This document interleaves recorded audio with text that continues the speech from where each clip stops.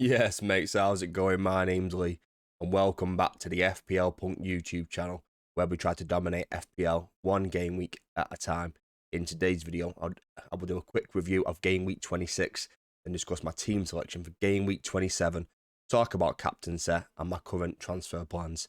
Enjoy FPL content, please subscribe to the channel down below. Anyway, let's rock and roll. Get strong.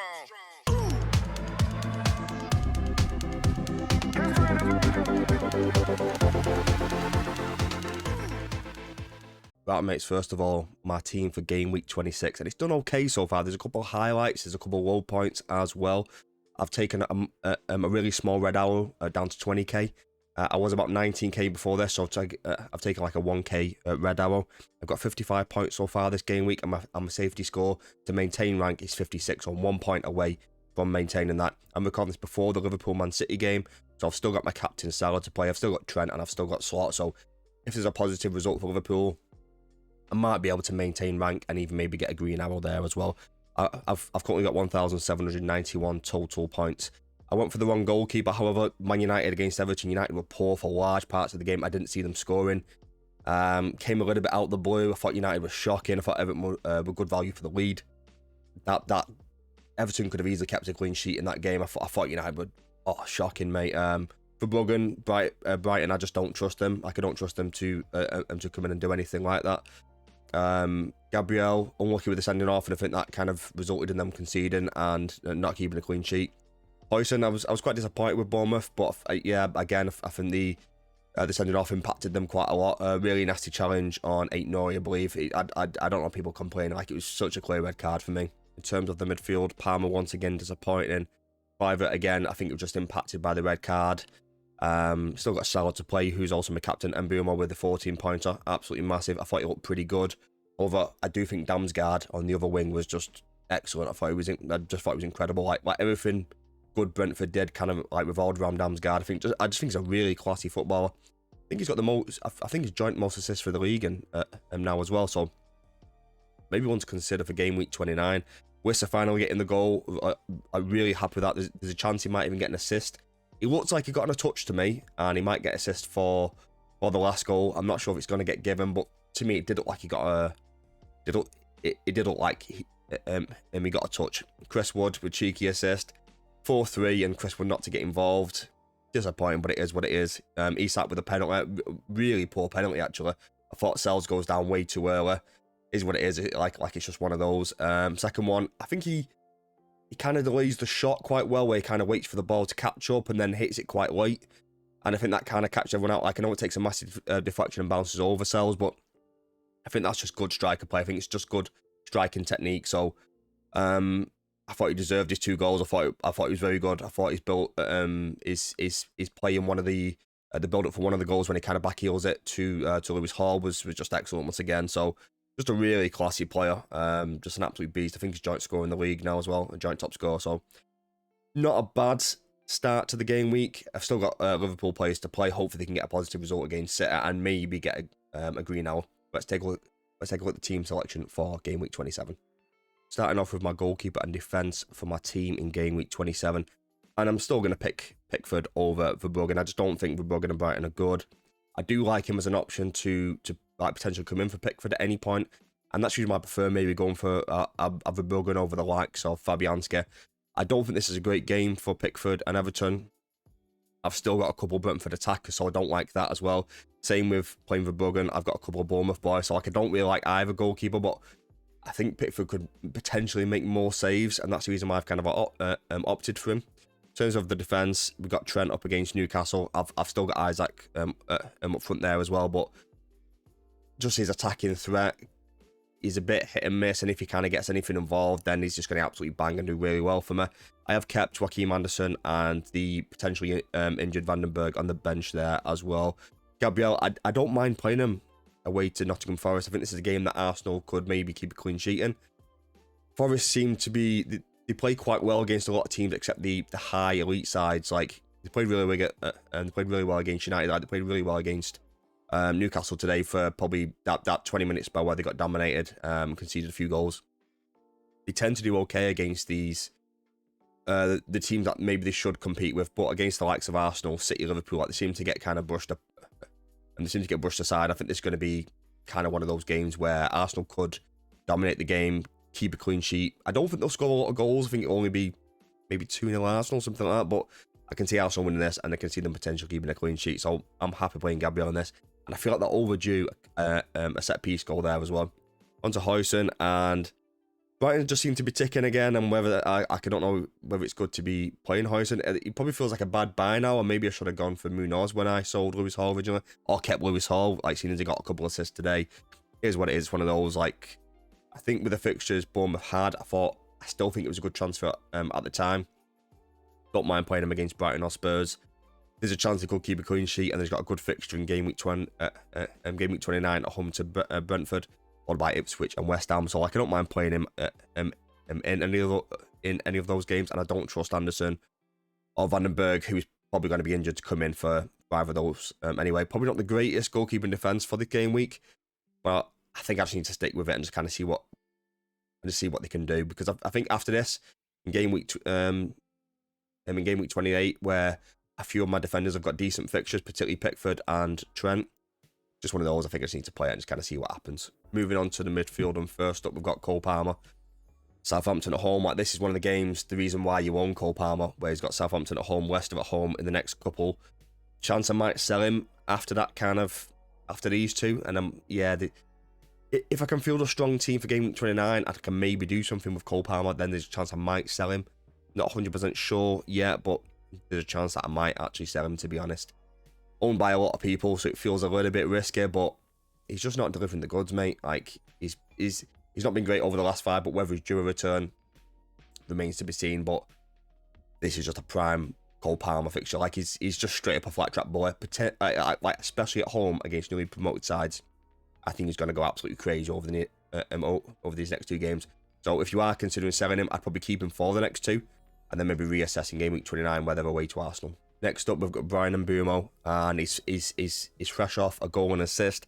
Everton at home, great fixture again. Aston Villa away, Bournemouth away. He's just good, mate. He's just a good footballer. Got no problems keeping him for the foreseeable. Even after that, where they've got Newcastle away, Chelsea at home, I think he could still do well in that. I'll probably just reassess kind of closer to time to kind of see how he does. But as of right now, I'm more than happy owning him. He's on penalties. He's just going to keep ticking along. And that's the beauty of all these 4 midfielders. All 4 of them are on penalties, which I absolutely love. Kluivert, not his greatest performance in the last game, but I just think the red card impacted them so much. I thought they would have still done something. Like, they still created chances, even down to 10 men. I like him as an option. Like, I still think he's going to be fine. He's a good budget player at 6 million.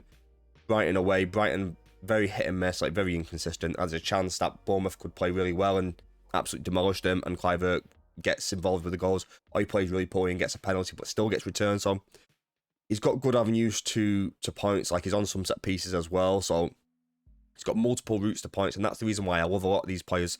Like, they've all got multiple routes to points. And obviously, like, he's got that fixture in game week 29, which I absolutely love once again. And Mo Salah, like man of the moment, absolute machine this season. There's just no reason not to own him, not to even potentially captain him, like, regards to the fixture. He's just in great form. I think he might end up breaking all records this season. Goal scoring, assisting, absolute monster. Nothing more to say about him. Let's move on to the forwards. First up in the forward line, we've got Chris Wood, and the next 2 aren't great for him, to be honest. And there is possibility for me to play Enzo over Wood. However, I do think Enzo might have picked up a knock. Might have been a hamstring injury. Like, I'm not 100% sure. If Enzo is fit, I probably would play Enzo over Wood. However, I do think Arsenal can be susceptible to conceding chances from time to time, and a lot of them might fall to Chris Wood. And I never like benching a penalty taker. That's the only thing with it. Like, it don't feel nice. Don't mind playing Wood against Man City, and then he's obviously got the great fixture away to Ipswich in game week 29. Again, I absolutely love. So, got no issue keeping Wood until like a minimum of game week 30. And the way Man United are playing, like, you could absolutely bully us, and they could beat us like 2-0, and Chris Wood gets both goals. So maybe you don't even think about selling Chris Wood till game week 31 as a minimum, or maybe just wait till wild card, where that's kind of like wild card like period anyway. Johan Wissa finally gets a goal. Really happy. didn't feel like it was ever going to come. So really happy that he did get a goal. Everton, it's a good game on paper, but Everton have been decent recently. They've been better going forward than I thought they would be under Moyes, and maybe there's a harder game than kind of what he suggests. I've obviously got him, so like I'm obviously going to play him, and I think he's a better option than anyone else I've got on the bench, so I'm just going to keep him. I'm just going to see how he does. Alexander Isak away to Liverpool. I've obviously got a Liverpool defender in Trent. Not ideal. I don't like defenders playing against my attackers. Is what it is, and I don't like the idea of selling Isak right now. Like I know I could easily maneuver like a couple of things around, or I could go and get someone like a Marmouche and get them ready for game week 29. But I think I'm just going to want Isak back for game week 30. So I just don't see the point in messing around with it. They've got a double in game week 32, so I just don't see any need to kind of mess around with this one. Like sometimes I can be kind of guilty of kind of moving things around too soon or trying to be too clever with my transfers. This one just feels stupid just to mess around with, and I think it's better just to keep him personally. The last thing I wanted to discuss for game week 27 was captaincy, and same as it's been for majority of the season, it's between Cole Palmer and Mo Salah. I've revised the table just a little bit, where I've got some predicted points at the top from FPL Review. Cole Palmer's predicted to get 9 points from FPL Review, which is really high for them, as opposed to Salah's 7.4. Fantasy Football Hub is a little bit lower, where they're predicting Cole Palmer to get 8.8 as opposed to Salah's 7.9. Usually, Fantasy Football Hub is a little bit higher than FPL Review.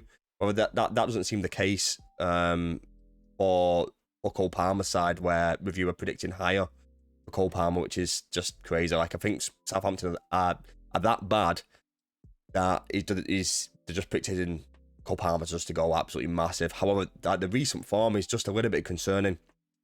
Over the last 5 games, Cole Palmer scored 14 points with 1 assist. That's it. Look at Salah, mate. Over the last 5 games, he's got 57 points, 6 goals and 2 assists. That is just crazy, mate. Like, it's hard not to go for the man in form. And I know they've got the harder game, Newcastle at home as opposed to Southampton at home. But he's got a good record against Newcastle in the past, where he's played him 16 times, 10 goals, 7 assists. He's got a return in nearly every single game. As opposed to Cole Palmer's 2 games, 1 goal, no assist. So this one's really close. I think a lot of people will be tempted to go for Palmer. The safe bet and probably the smart bet is to go for the man in form and go for Salah. Palmer feels risky. Palmer feels like a kind of low floor, high ceiling kind of player, but Salah feels like a high floor, even higher ceiling. So it's like the predicted data and the stats suggest you should go for Palmer. I might just kind of go Salah. I know it's boring. I know it's the sensible, boring choice, but mate, he's in form. He's absolutely in form. Like, the game against City today, I just think he's going to score. I think he's going to rip them apart. I think he's going to get 2 or 3 goals and just absolutely demolish them. I just don't see a world in where Salah doesn't score in every single game from now until the end of the season. I just find it really hard to go against Salah right now. So as a result, Salah for me is probably the best captain for game week 27. A little bit boring. If you fancy going for Palmer, fair play, go for it. Feels way too risky considering how poor he's been over the last 5 games. Leave a comment down below if you are going to captain Palmer over Salah. Right, mates, that's it for today's video. So we did a quick recap of game week 26. Then looked at my team selection for game week 27. Didn't really discuss many transfer plans because there's not much to discuss right now. I'm not really planning much, to be honest. Like, I think I'd rather start rolling some free transfers and start maybe building up towards game week 29. And then for me, captaincy comes down to Palmer and Salah, as it's done for the majority of the season. And as of right now, everything tells me that I should captain Palmer, but I'm leaning more towards the man in form and Mo Salah. If you enjoyed today's video, don't forget to subscribe, leave a like, and drop a comment down below. Have a good day. Good luck for game week 27. Peace and love.